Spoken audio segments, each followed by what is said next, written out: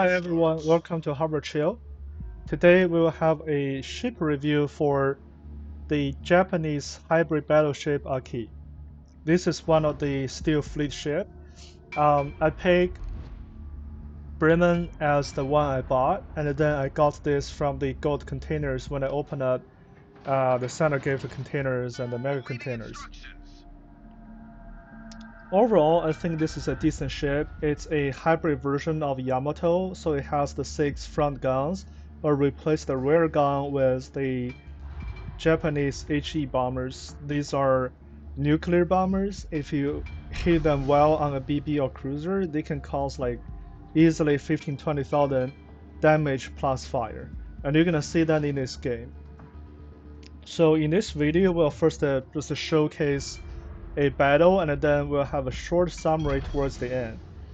But overall, if you're familiar with the Yamato, you almost have to play it for the most part the same way as a Yamato. Try to leverage these 460 guns at a medium range. You don't want it to be too far because the shell can be floaty and the turrets are very slow to turn. But you don't want to be too close, as any secondary ships can melt you down very easily, and once you show your broadside, then can be devastating for yourself. The planes, as mentioned, they are nuclear bombs, but they are very slow to load. It took like 3 minutes to load. So if you're counting on them to be early game spotter, they cannot do that. The value for those bombers increase over time, so they become more valuable towards the end game in case you are far from their ship and you need to nuke them. That's the value case for the nuclear HE bombs. And you can see from this just this thing here that my turns are very slow to turn. It took like probably 10 to 15 seconds to turn like a small angle so that I can shoot their battleship. But their battleship has already broken sight, so my dispersion gonna get worse. And the ship is very slow, as you can tell. 27 knots. I've seen like probably it's one of the slowest battleships besides Vermont. That's one thing to keep in mind. And since you only have 6 guns, you see the way I'm trying to go is to make a basically try to cut away a little bit to clear some distance so you don't easily get into like a range to be farmed by the enemy ship. And you see this is again like the turns are turning very slow. This is one thing to keep in mind when you play this ship. um, you almost have to kind of prejudge whether enemy ship can be, and then kind of point your gun towards that direction to give you a very short turnaround for firing those salvos.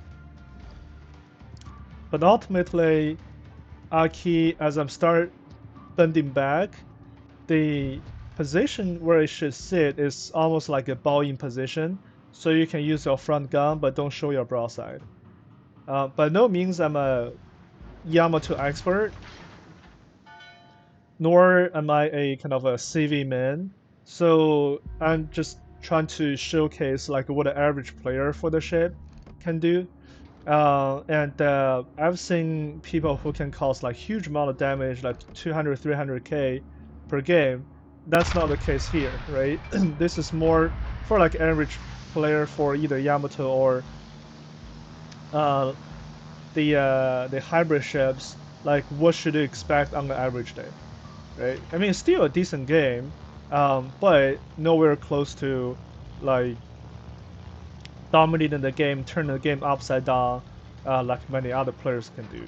Now you can see this is the value for the plan, is that you can spot a flanking Colombo who's trying to kill the curve first, um, and basically spotting him and trying to bomb.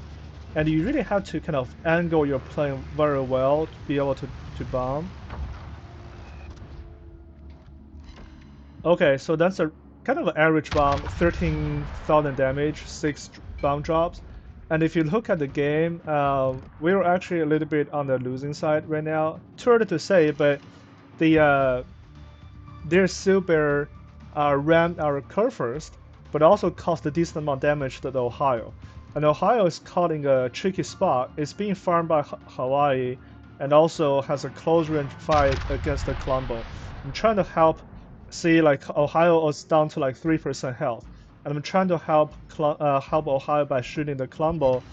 That's okay. That's another 16,000. And when when the guns connect with their ship's broadside, it actually causes like slapping damage, right? So all my 42,000 damage were on the Colombo over there.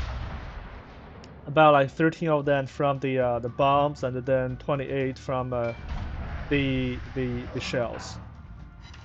And if you look at Cap B, right now it's a bit challenging for our prince.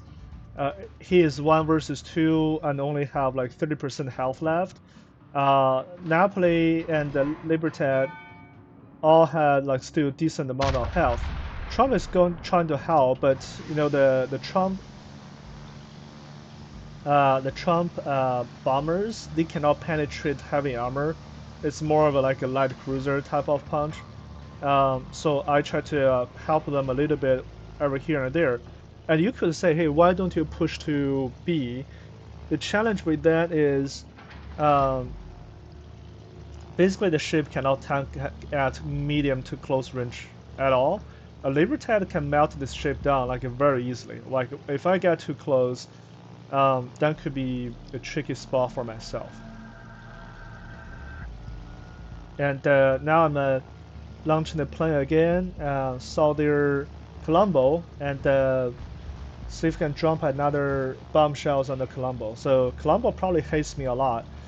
A lot of my fire has been focusing on him, but I think we're gonna land a really good shell here. You see I have enough time to aim. All of them will land on the ship. And see the damage went up from like 47 to 70, so that's a 23,000 damage on the Colombo plus a fire that's ongoing, probably a perm fire.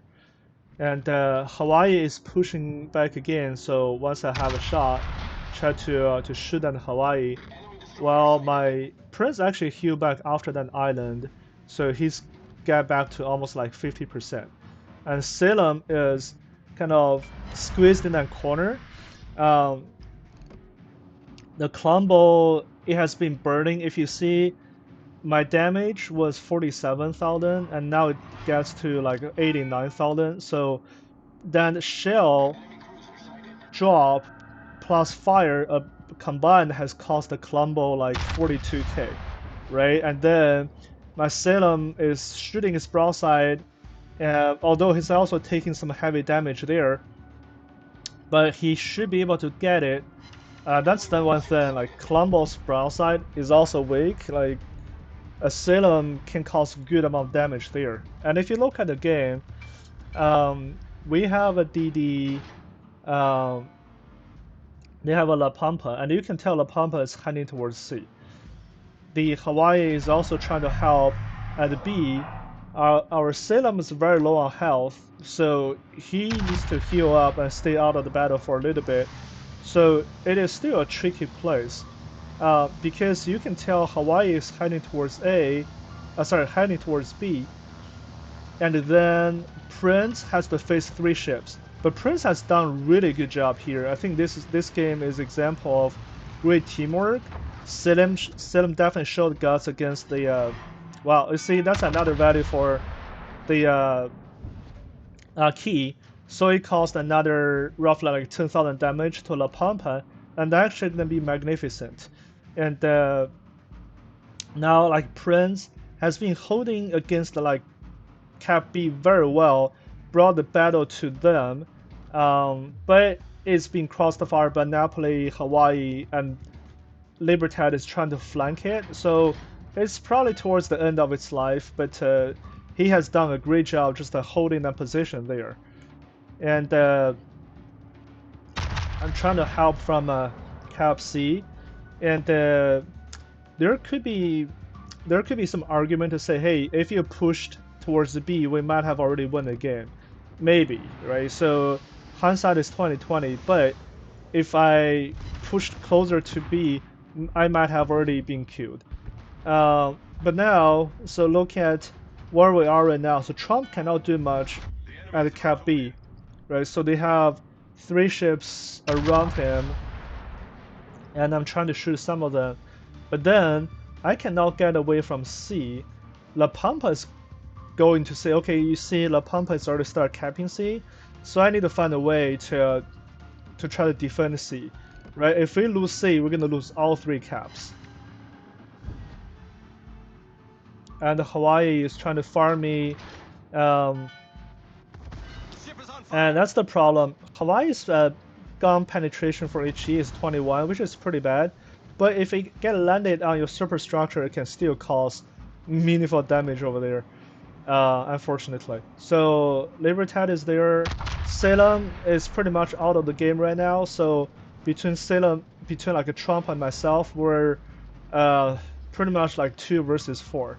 Especially like La Pampa is like super close to myself, and Seiko, so that's one round of torp. So okay, so two sets of torp, 3 sets of torps. Oh, nice. So Trump actually killed Libertad. That was really nice, and that's a smart move for La Pampa to smoke up and make sure he can sit in the cap.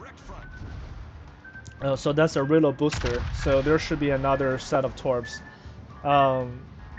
I'm trying to shoot like blind fire into the smoke, but certainly that's the downside for having a 6-gun key is that black shot will not be very efficient. You don't have enough salvo to really hit something, right? And then I had to use like damage control. It's almost like free farming for La Pampa now, right? If I were La Pampa, I would get out of the smoke at least to get a sense of where I am at, and then try to shoot me. And then okay, so Hawaii and the Salem, Hawaii is bending back, right? Try to go to A, but then saw like Salem there. So the 2 of them, they're having a duel.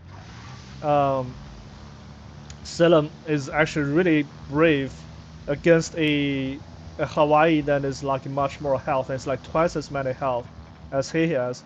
And I think Salem was pretty much out of health at the moment. They traded each other. So the game actually is like for the first time is an even game now. So La Pampa is in C, but we have a chance to cap B. So it's we're putting them in a kind of between a rock and a hard place. So La Pampa has to decide either to go defend Trump, or try to stay in C and try to kill me, right? And he was in smoke, so I cannot really find him. But I had to get into C before we lose too many points over there. And that's funny. Like La Pampa actually showed himself, and like I was trying to turn my ship as fast as possible. I think what he's trying to do is to YOLO me, right? So get to my broadside and start dropping torps. But he definitely miscalculated the position, like the situation. He thought I was maybe okay. So that's what he's trying to do, right? Try to drop torpedoes on my broadside, and but I think he miscalculated the situation. Problem solved, sir. Because he thought I was controlling the plane. I was not probably watching what's around me, but once he got spotted, I saw that the red ship ran next to my ship, so I dropped the bomb like very quickly, kind of prematurely, but that gave me back the ship control, so I killed the La Pampa. That was really a game-defining moment. If he go north of that island over there, if he go north of the island there and drop the torpedo over there, there's nothing I can do. I probably have been killed by those broadside torps now, but he was spotted like only like 5 kilometers from me, and that's really what cost the game. And now we're definitely in a winning position now. The game was like a fairly even game, even up until probably 2 minutes ago. So like we were in a tricky spot for almost like 12-13 minutes, but Prince holding Cap B very well, and then Salem really did a good job finishing off the Colombo that caused a lot of damage to and also killed Hawaii that was trying to recap B. So big kudo on the Salem as well. And now my CV was just sorry, my plan was just trying to spell their now play and allow my trump to kill it. So that's the game. Here you see a lot of different use cases for a key, both the plane drops, the HE bomb, and also the main gun. The main gun had a lot of um, overpen. Surprisingly, the actual penetration is maybe like only 30-40% of the all the salvos I shot. Over penetration is that another half. So that's the downside for having a big gun is you're gonna overpen a lot. And a lot of penetrations on the HE bombers, which were nice. So if you look at the score, Salem is definitely number one. That no question about it. He did really good against the Colombo and killed the Hawaii, right? So those two ships, that's kudos on him. Trump was also decent. Prince Adabel, he's pretty good. I mean, he probably tanked, I would imagine, like 2-3 millions of damage against the Libertad and the Napoli over there. Um, and then the Hawaii on the opposite team came in and tried to crossfire him. That's where he lost, but he did a pretty good job, like holding them back up to that point. So in terms of overall damage, killed La Pampa. That was like the late game ruthless rush to torp my broadside, but got spotted on the way. That I think is like almost a thrill, I would imagine. A lot of damage on the Colombo. So you see the bombs were 35k and then another 11k of fire, right? So all of that, they're about 30, I say like 35k of damage from that one drop of HE bomb plus the fire after that, right? So I think that really did a number on the Colombo and allowed my Asylum to kill the ship. Libertad, this is pretty much mostly just firing from distance. I had to say sorry to my prince that didn't really do much at close range. I didn't push north, but if I did, I could have been killed already. Right? So then damage on Hawaii and Napoli, those are just shooting from faraway places, right? So overall, you can see good amount of the damage was done on the Colombo, and then it was combined between the main gun plus the HE bombers. So it would only work if you are not the focus. If I'm actually like pushing like the front line and then have a deal with the Colombo, I might be outgunned. And the Colombo can definitely flank him faster than I did, so there's a good chance he might have already caught my broadside. And same thing goes with the Libertad. They can both easily catch my broadside before I can kill them. So I would say don't get yourself into a duel situation without any other ship support, because in those cases you can die very easily. So that's the game, and we'll have a quick recap summary of the ship's personal accounts back to the port. There you have it for the ship demo from a non-hybrid man. And when it comes to the build for the ship, this is the commander build. Fairly typical for any BB build. The only thing I exchange is for either survivability or improved repair. But I would say focused fire training is a must-have because it reduces your aircraft preparation time by 10%, which is pretty significant. And you can see my commander is an 18-point commander. If I were to choose the last 4 points, that would be the fire prevention expert. You can see in the game that my ship got lighted up by fire pretty often. That's the reason I would say if I can choose, I probably would choose this. Or alternatively, you could choose the Furies, which increase your then better reload time when you're on fire. So that would be my build. This is for 18 pointer, and if I were to have, sorry, this is a 17 pointer. If I have 18, sorry, 21, I would choose this. And in terms of the upgrade, it's pretty typical upgrade. The only thing different here from a typical battleship is the air group modification 3. That would further improve the aircraft preparation time by 5% and also increase the squadron by 15%.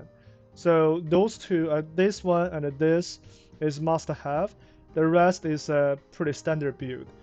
And in summary, I'll recap the ship from three aspects. The first is survivability, the second is the main gun, and the third is the aircraft. So in terms of survivability, its hit point is slightly higher than a Yamato, but with a strong caveat, I would caution against getting too close to enemy ship because this is not a brawling ship. You only have 6 guns, the DPM is fairly limited, and your tankiness on the broadside is very challenging, right? So the any ship with a decent gun aiming at your broadside can broadside you, can basically citadel you fairly easily. And you have a huge deck armor, which is at 50 to 57, which is decent. But any guns about like 203 can penetrate this, right? So you have to be careful not to get too close. That allows the cruisers or battleships to farm you down with their main guns and secondaries. And in terms of artillery, it has 6 guns, 460. The DPM is relatively lower compared to a Yamato. Like if we look at Yamato here, without any of the buff, it's a 266 for AP DPM and a 130 for HE DPM. And for key, it is pretty much like 25-30% lower on each of those two categories.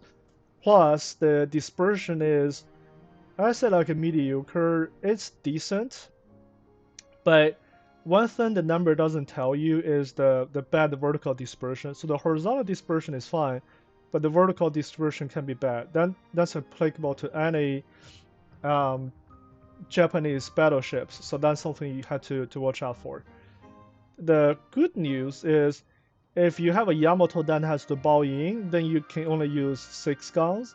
In that case, it is the same with a key because when you're bow in, you cannot use your rear guns.